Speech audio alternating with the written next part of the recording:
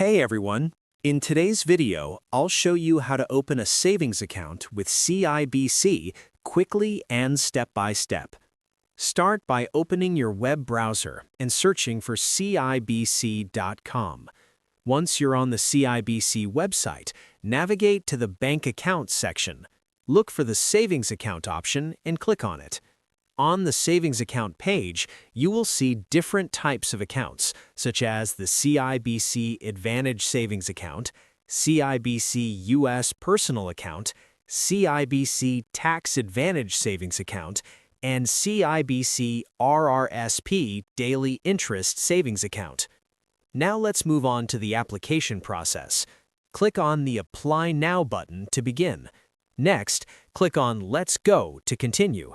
If you're already a CIBC client, click on Yes, Sign On Now. If not, select No, Continue Application. Now enter your first name and last name.